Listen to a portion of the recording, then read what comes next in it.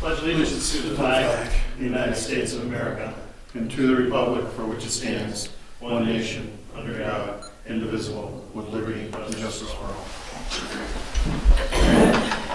On meeting order. I'll make a motion we approve the departmental reports. Second. All those in favor? Aye. Aye. Make a motion we approve and sign maintenance warrants 39, 40, and 41. Second. Any discussion? All those in favor? Aye. We have used car dealer license applications from Suzuki of Western Mass, DBA All Power, Town Line Equipment Company,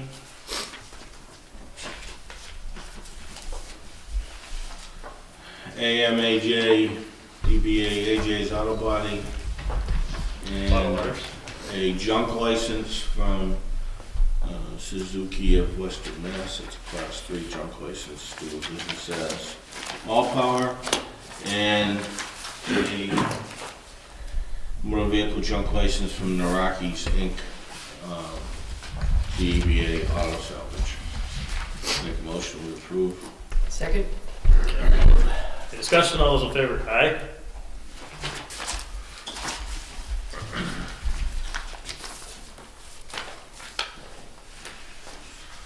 She sent out letters to the ones that haven't.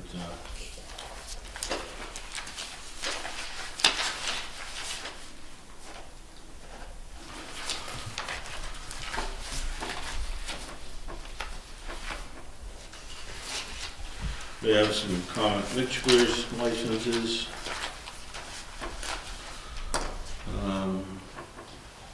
CCLL Corp. DBA Little Italy. LaFlamme's Garden Center, DBA Dickinson Farms. Dickinson Farms. Again, what do they have? Well, one's for South Street, one's for East State Street.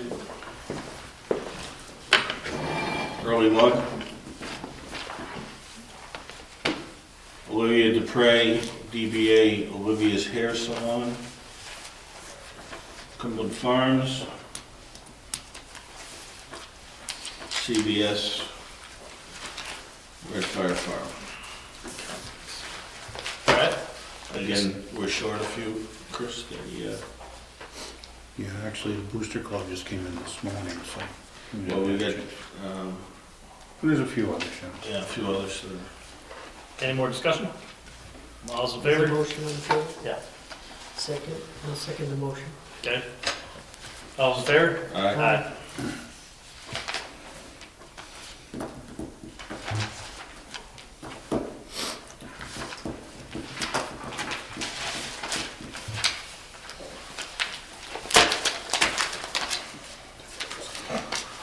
We've got the request for Dufresne's Mount Holyoke College Psychology Department on Saturday, May 9th. Retirement party, no alcohol. I thought that was a group psychoanalysis thing. And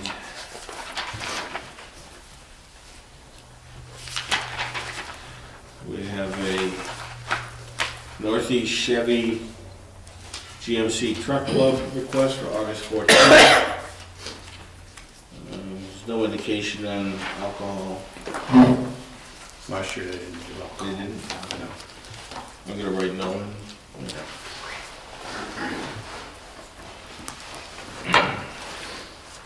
Make a motion to approve those two.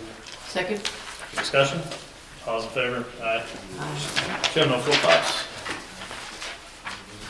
No flip-flops, huh? Well, 20. Yeah. Feel like no toes. I have limits.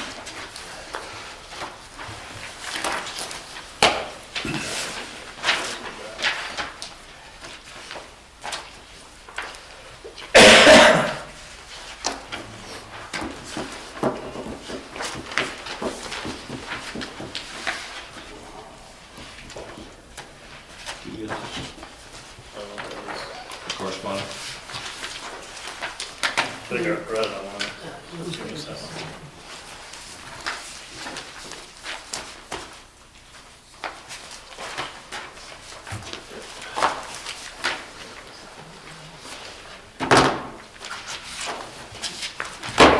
Correspondence.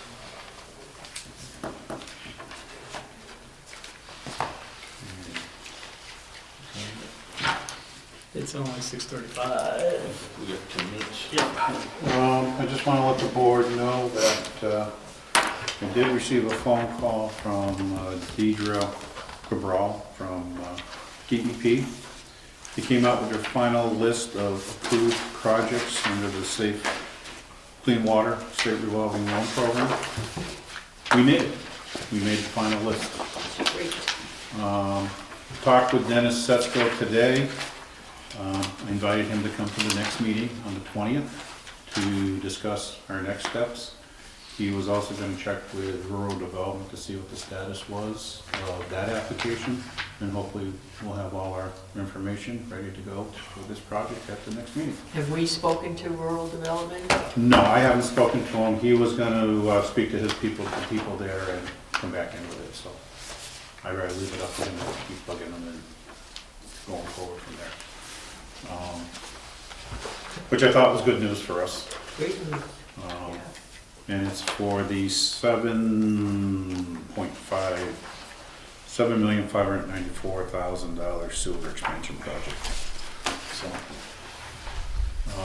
I also received an email from Ben Wright at the Kestrel Trust. There is one other document that requires a signature from EOEA regarding the Phelps conservation restriction. I guess everything else is approved, and there is one page that requires a signature. And it could either be you authorize Mr. Vail or himself to sign it on behalf of the town. So, I'll make a motion to authorize Chris to sign it on behalf of the board. Second? Okay, all those in favor? Aye. Aye. Do we have citizen participation? I'm sorry? Citizen participation? Usually got, There's a form. Bring up the form and stuff. Kathy. Over here. should be a form right behind you, Rich. There's a little form there that you fill out, what you want to talk about. Okay. Make a motion to approve the minutes of the, you know what meeting that was? Is it right there in front of I you? thought you were here for the poll hearing. Yep. No, that's appointments. You get the minutes there? Have you read them yet, or you want a chance? Yeah, I read them, but they're not down there? You already did. Make a motion to approve the minutes of the December 15th meeting as written. Second? All those in favor? Aye.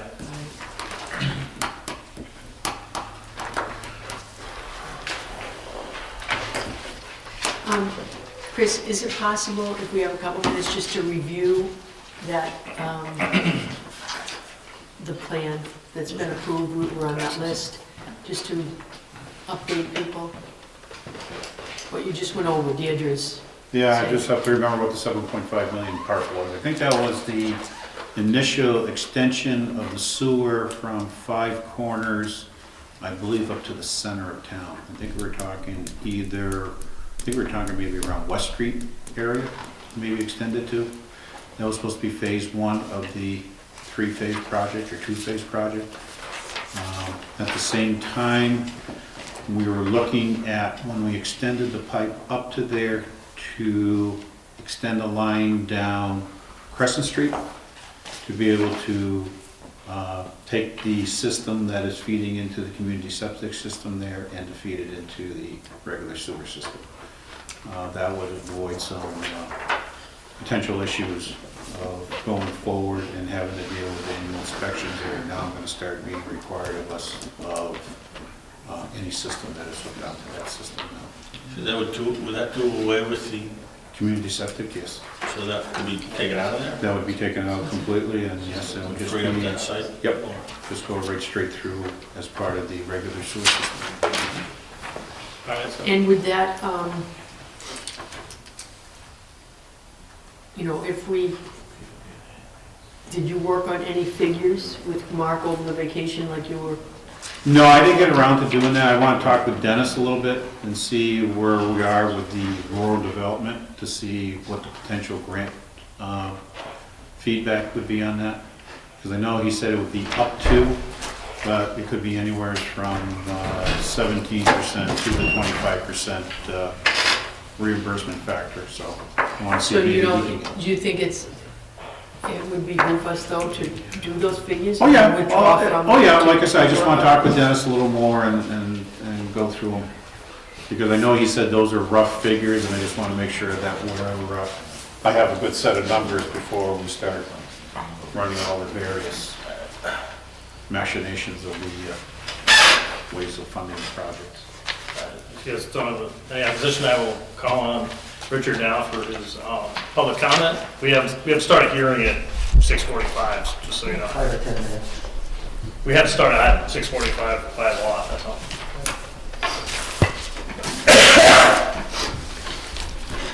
There was an article in the Sentinel about a week or two ago about the tax rate. Yep. And actually, there was some misinformation in it that I'd just like to point out. Basically, it said that the assessed valuation, the median assessed valuation of property last year was $223,000. And it decreased to $207,000 for a decrease of $16,000. And what it said was that led to a tax increase of $50 or 1.3%. Okay, now they're talking about a median percentage tax increase for Granby residents. And median means middle. It means 50% of the taxpayers are paying more than 1.3%. 50% of the taxpayers are paying less than 1.3%.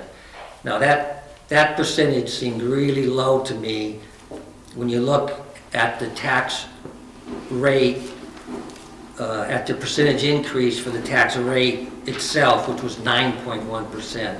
So that didn't seem to make sense to me. So on the town's website, they have assessed value of everybody's property last year and this year. So if you go by what this says, the median decrease for those properties should be $16,000. And if you go down the list, there's less than a handful of people's property that decreased by that much. So I did go to the assessor's office, and they agreed with me that the number they used for last year, the median value of assessed property of $223,000 was incorrect. Okay? They said it should have been $210,000 last year. So the median value of property in Granby did not decrease $16,000. It decreased $3,000. Okay, so I want everybody at home to realize that the tax rate for Granby residents, the median increase was 7.6%. It was not an increase of 1.3%. Okay, so there's a big difference there. So again, the median tax increase went up 7.6%. The tax rate percentage went up 9.1%. So I just want to make that clear to the board and the people who are watching at home. I mean, I hope nobody at any future meetings relies on the information in that article, whether it's for a tax override or whatever, and say, hey, the average tax increase only went up 1.9% for Granby residents. Okay, that's an incorrect number. So I hope you would point that out if it's brought up. I just wanted to make that fact known. Rich, what we normally do when we look at potential tax increases for any other type of an override or whatever, we use what the current median value is. Right. We don't look at what it decreased, increased. So we'll use that $207,000 median figure Right. to figure out what the average tax bill would go.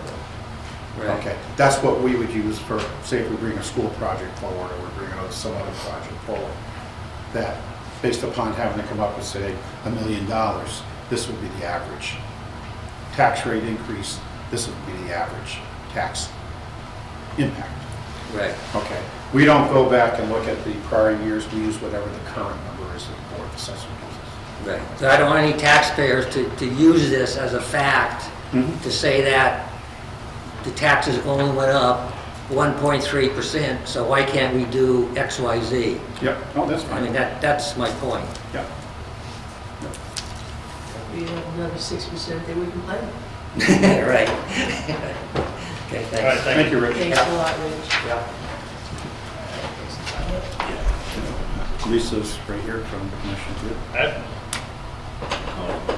I call a hearing to order for poll hearing 172-02762. Do you want to read the advertisement? Mr. Secretary, clerk or something? Or something. Yeah. All right, Mr. Something. I forget which one's which. Bachelor Street. Yeah, Bachelor.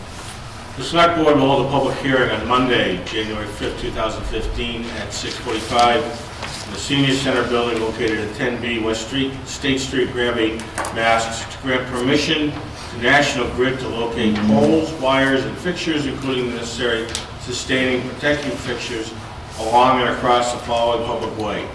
Bachelor Street, install one SO pole Yes. across the street from pole 86 to support existing construction, also across from house number 407.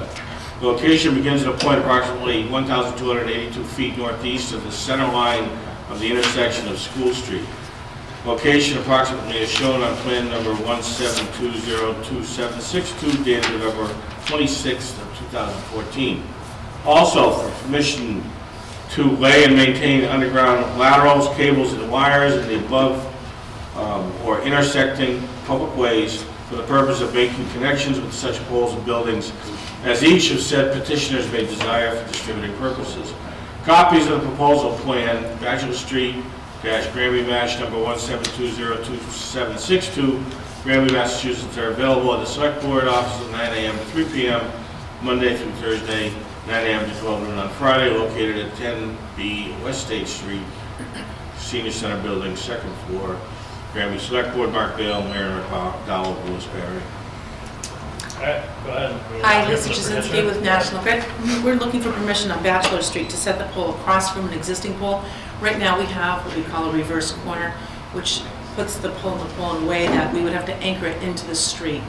And so the other option in order to anchor that pole is to place a pole across the street and guy it to that, and down guy it on the newly installed pole. It's common practice, right? It's common practice. The one other way is to actually use a push brace pole, which is another pole supporting it from the inside. It's not very attractive. It's most people would not want it in the front yard if it can be avoided. Is there any opposition or anybody with questions out there for poll 172022762? All right, seeing that we have none, we will close the public comment portion of the hearing and we will deliberate. Make a motion to approve. Second? All those in favor? Aye. Do we have to wait now until 6:55?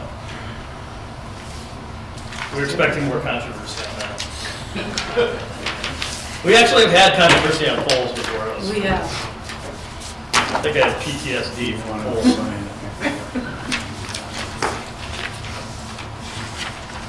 Poll traumatic stress syndrome. We'll think it's on the back. So it'd be easier just to go where it says sign here.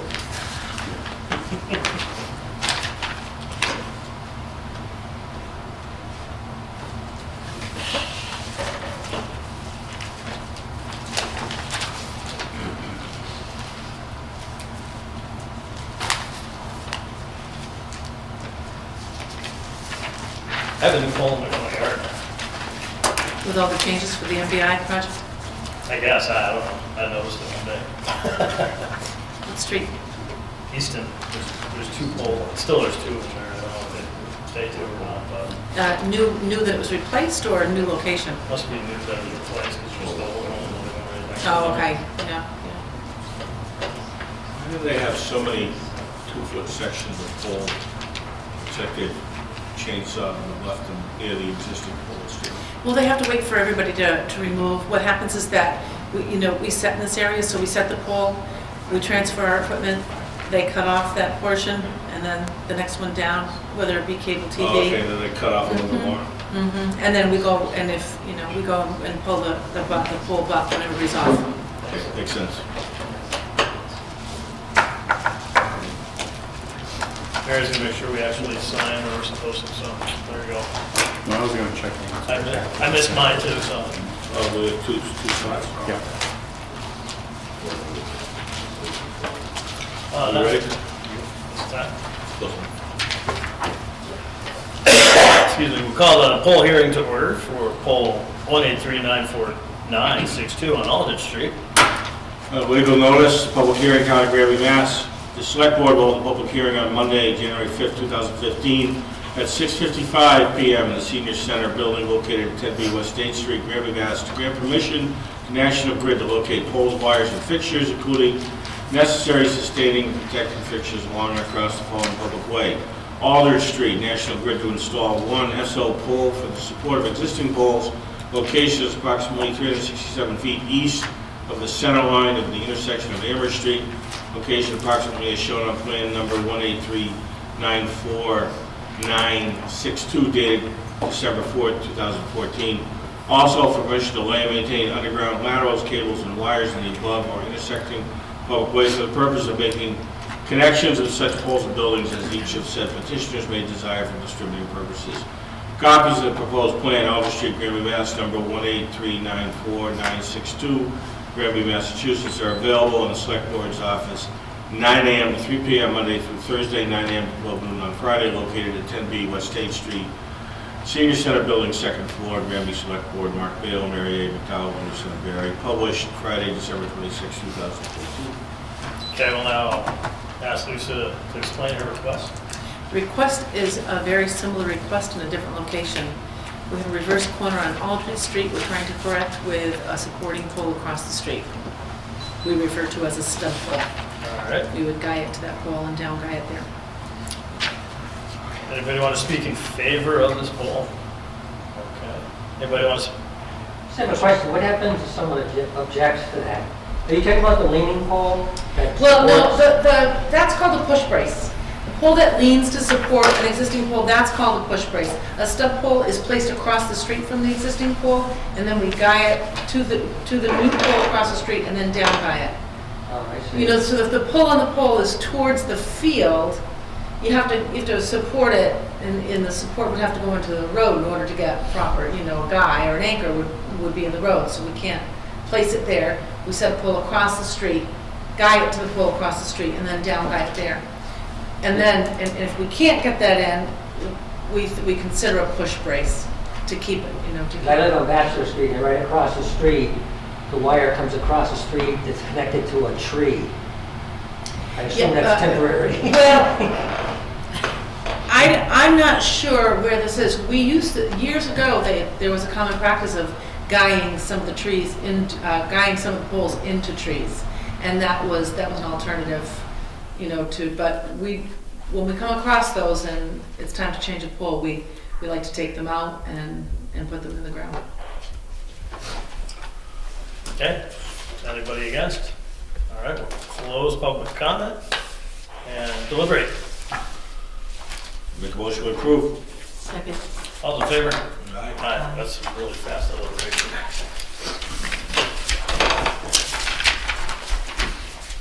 Thank you very much. Thank you. Good night.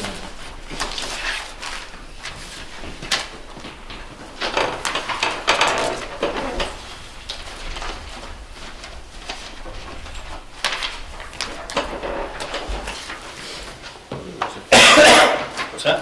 Executive session. Are we doing it this time? So, D2?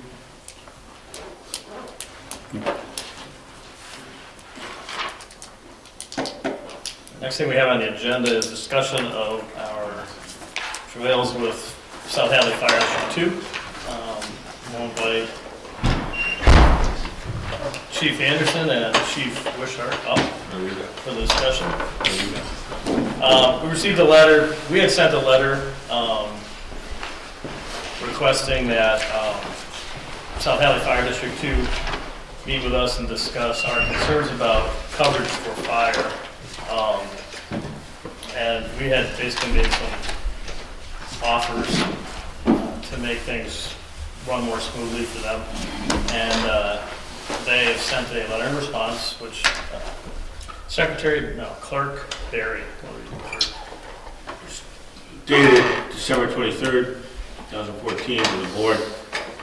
Regarding a memorandum of understanding, District 2, in the town of Granby. Dear board members, in response to your letter of December 1st, 2014, it is correct that the committee believes a memorandum of understanding, not a memorandum of agreement, would be useful in establishing that response to fires and provision of services within the district are the duties and authorities of the District 2 Fire Department relative to the Granby portion of the district.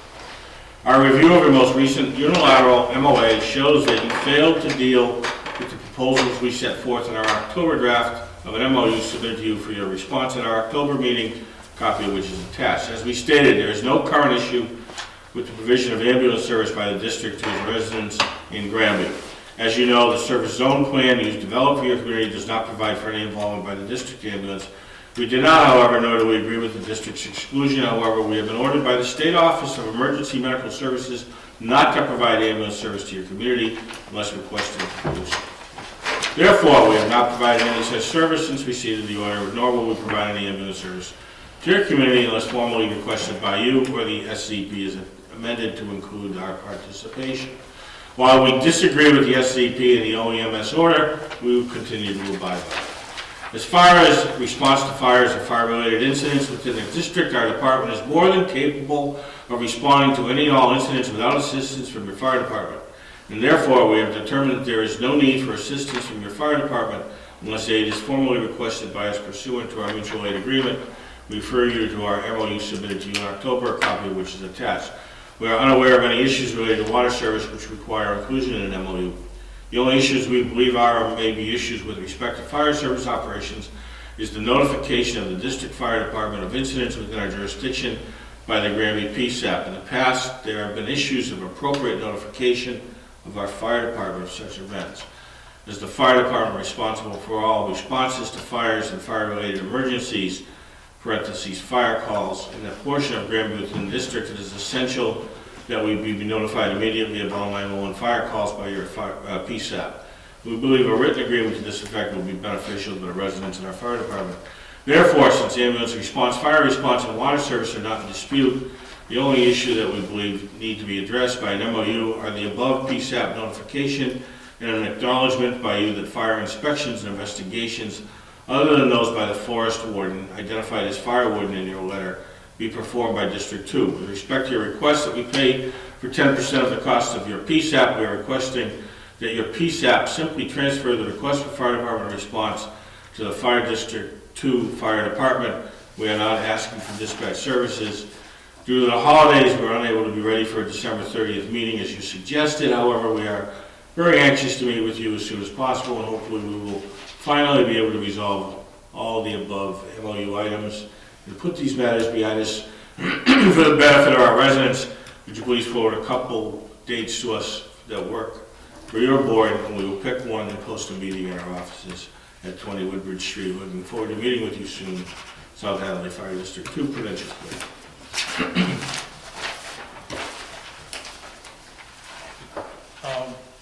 Biggest problem with this entire situation is that no one has the authority to decide between the jurisdictions. The state has unequivocally told us that OEMS has told us they have no jurisdiction. Fire marshals told us they have no jurisdiction. They have no authority to decide this issue. From our point of view, our concern is that people get the service that they need and that there's no confusion, missed calls, dropped calls, late calls, due to the lack of coordination between the two districts. Our basic request was that we would be allowed to dispatch our fire engine in the event of a fire, and then we could be called off if necessary by District 2. But we wouldn't have to worry about some of the specific issues that have actually cropped up in the last 2 or 3 months, and which our police and fire chief could point out. So our attorney has also informed us that we can't agree to what the fire district wants because we don't, basically opens up the town for liability, and it makes for poor service, poor emergency response. So that's kind of where we stand right now. Question. In the past, you mentioned, you know, we want to avoid having missed calls, dropped calls. What kind of situations have we run into in the past? That's, that would be for the chiefs to tell us. We had a recent call where it might have been a problem if it wasn't dual dispatch. Is that correct? Yeah, but you brought that up at our last meeting. Could have, We- I forget now. And that, but in the past, we've operated fine. Yeah. With no missed call, no drop calls, no confusion, we've done fine, right? Correct. Okay, end of story. Over the years, we've had countless times where there's been a call where both units responded and determined, after they got there, actually which jurisdiction it was in. It's impossible to tell by a phone call where the call is. So to say we're not going to dispatch one fire department, and you get there and you find out the fire's in their jurisdiction, now you're delaying response, the proper response to be there. So it just doesn't make any sense to me. Right, so the way it's always been. Has is worked the fine. way it should be. As far as inspection goes, I mean, that's a totally different, you know, one of the biggest problems I see, besides the safety element of not dispatching the proper unit, is the decision the dispatcher has to make in a split second as to trying to determine which is the appropriate response. It's impossible for them to do. And it's just, There was the perfect example happened within the last month. I know we brought it up at the last meeting. Because of the geography of the area and the way the district is set up, or broken up with the town, it just makes it difficult and adds another element to, you know, what's already going on at dispatch, which is just a huge amount, a huge task. And that's why we all came up with the thought process that the dual dispatch was the safest way to make sure that everybody in the area, not just in the district, outside of the district, which that call that we spoke of last time was well out of the district, it was in Granby. It worked out for the better that it was dispatched that way. So that's... Chief, correct me if I'm wrong, too. Their request for you to simply take the call and send it to South Hadley Fire, who has no 911 capability at all. You can't transfer the call, you can just relay the call. Right. What flies in the face of the training that they've received now, the dispatchers received by state law, right? And I think it's problematic for a couple of reasons. Now, what I don't know is if they're suggesting that we send it the call right to whoever their radio person is, whether that person be at home or at their station or wherever it They is. indicate District 2 Fire Dispatch. Or if they're looking to send the call to their PSAP, which would be the police department. In either one of those situations, I see it being problematic because we now have the first responders, the people who are going to be on scene, who are likely going to be Granby police officers, and our call taker, our dispatcher, now has no contact with the person on the other end of the line.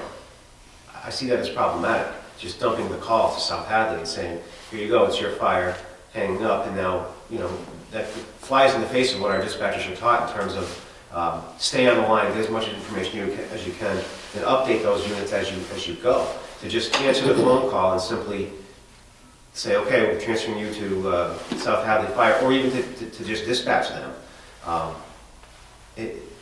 There's going to be some dispatching that should take place. And by dispatching, maybe I should better describe it as call taking. And staying on that call to find out, are there people in the house? Are they out? Do they need an ambulance? And now there's emergency medical that comes into that if they do need an ambulance. So to say that we can just drop the call and transfer the call, I think that's not as simple as it sounds. So, as a prime example, they said it happened in Bloodwell last year with the individual who was suicidal with the house on fire.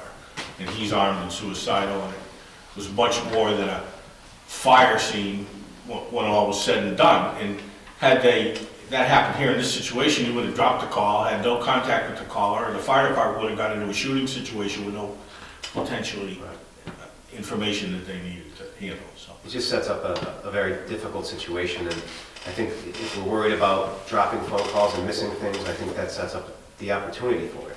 Absolutely. And their letter suggests that we somehow think that their fire department is less than ours, and that's not the case at all. This isn't a matter of them, us not believing that they can handle it. It's a matter of us making sure that the emergency response is correct, and there's nobody gets overlooked, and it's that the public safety is really what the concern is here, not, a matter of respect. Their fire department is very capable. In our last meeting, that was very clear. Yeah. That you met with Chief Keefe and their board chair.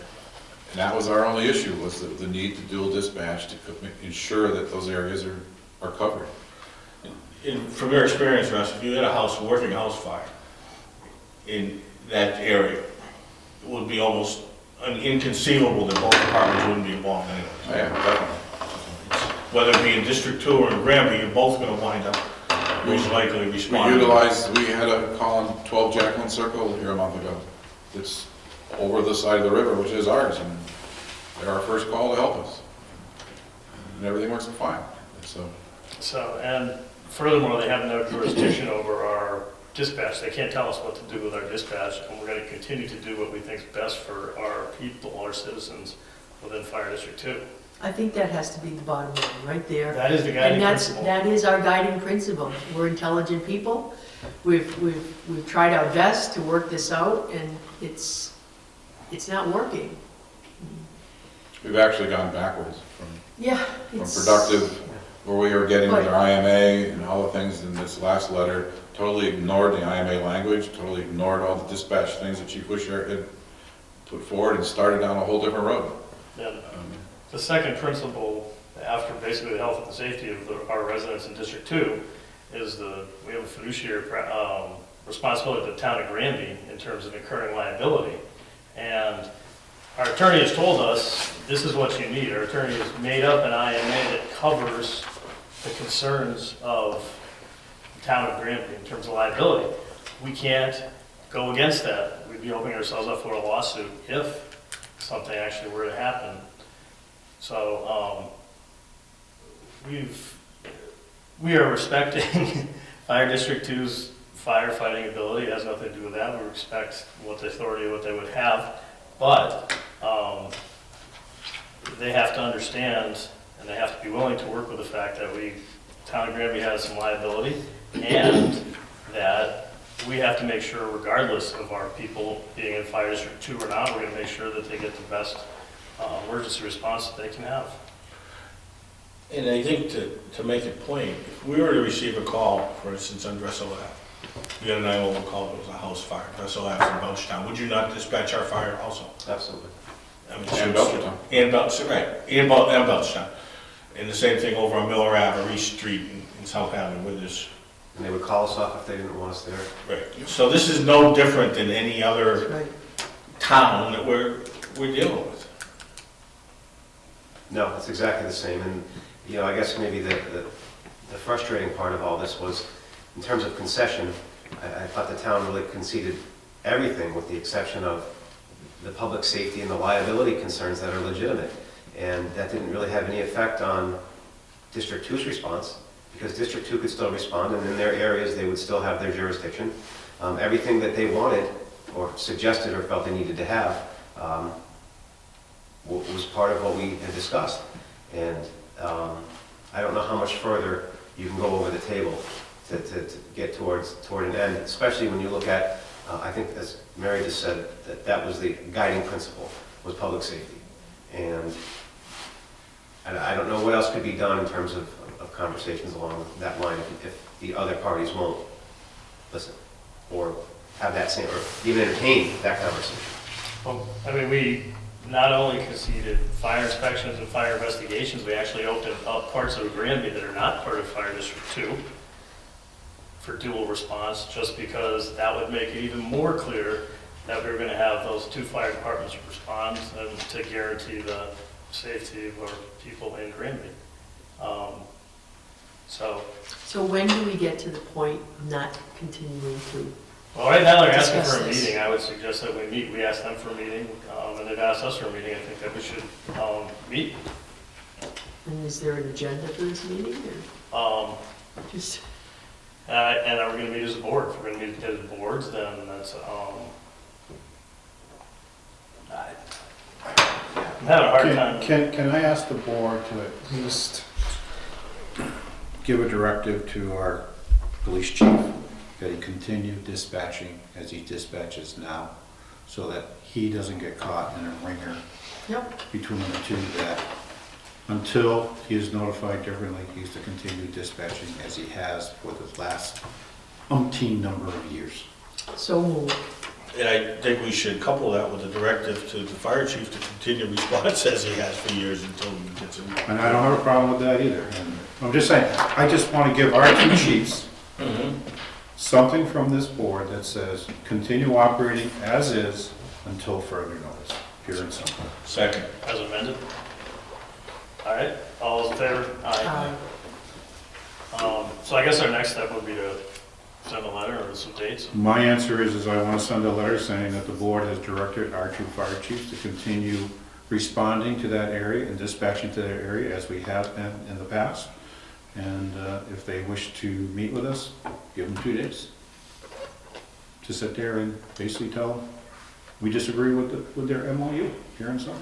I know, but what, this has just gotten so. Well, we've tried, Mary, we've tried the MOA, we've gone So to our let's just attorney. forget it. Let's give them the authorization and be done with it. Do you want to put in a letter to them that I mean, we how feel many any further meetings between the two boards is It's- counterproductive at It this has point? been, right, we'll I don't continue see- to be counterproductive. Just say it, we should say that, because this is a waste of our time.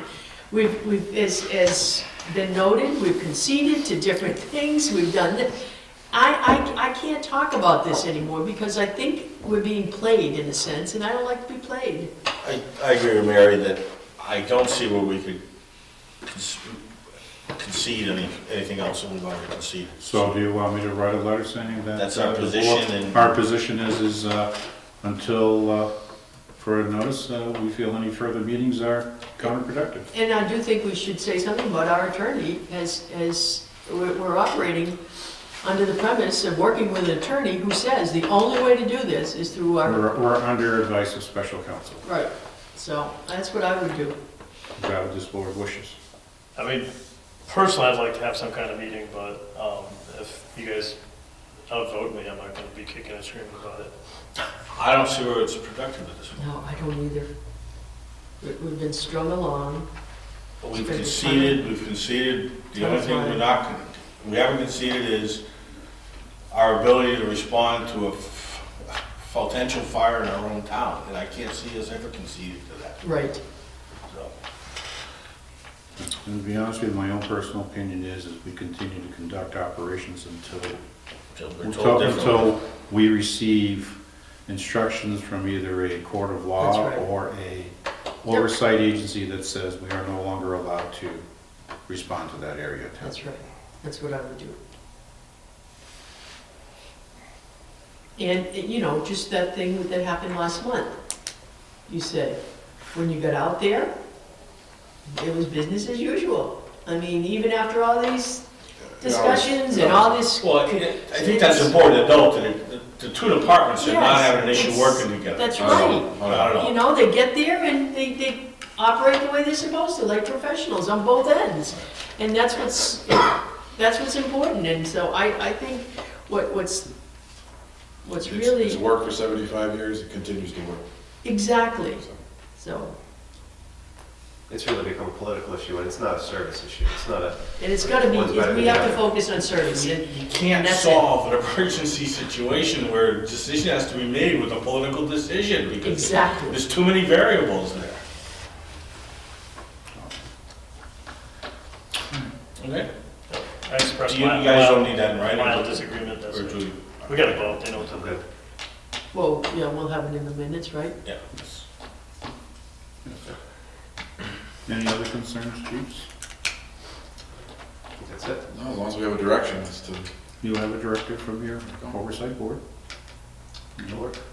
When's the fire tree burning? Wednesday evening, So people have until then, Wednesday evening. until Wednesday evening.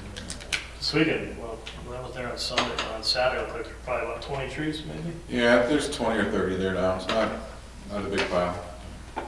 When's burning season start? January 15th to May 1st. By permit. And before Chief Wishart leaves, we did receive a letter of resignation from Robert Ash. I don't know if you want to fill him in. Yeah, well, Yeah, sure. you did, The right? exact date, his last date was January 4th, which was Saturday, I believe it was. He chose to take the retirement. But retiring from the police department, he's still going to work in the private sector. He, as you know, is an accountant. So he looked at the situation and said, it certainly made a lot more sense for him to do that and take the retirement and work less and make more. Does he stay on the auxiliary now? We haven't talked about that yet. I certainly wouldn't be opposed to that, but we haven't talked about it. And where does that leave you? Well, I'm in a situation where we have to hire a full-timer, especially with Ryan Senecal going to the police academy February 4th or 6th, for the exact day. So I have to hire pretty quickly. And my plan at this point would be to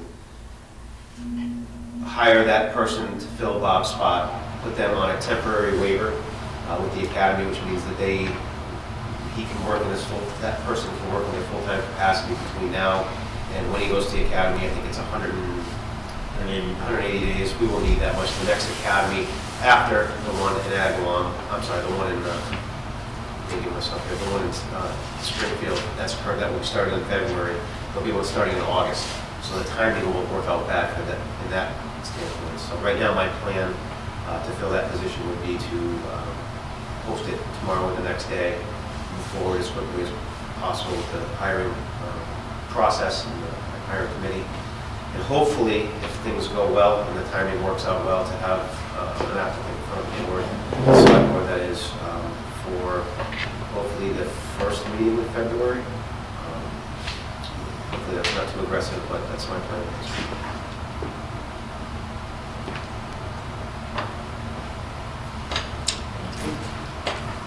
All right, and we wish Bob luck. He's been a great cop, good employee. Yes. He's always willing to work, no matter what. A little too much sometimes Yeah. to work. He's probably the hardest working person I know, and, there's different ways to police, and one thing I think Chief Perry would agree with me is there's been very little that happens in this town in the last 10 to 15 years that Bob Ack wasn't aware of. I would say that he probably, more than a lot of people, probably his philosophies were more in community policing based, than a lot. And he knows everybody knows him. And, he's retiring from the police department, but we're hoping that he'll still be around. He's never had to worry about Bob. No. Came in, did his job, went home, and Absolutely. no minimal supervision, and Absolutely. never any problems. No. So he'll be missed. I hope their next person will follow his footsteps. Yeah. Anything else? You gonna stay for the up game after? You know? Nah, I'm just kidding. I'm not kidding. Thank you. Baja. Anything else? I have nothing else. Motion to adjourn? Second.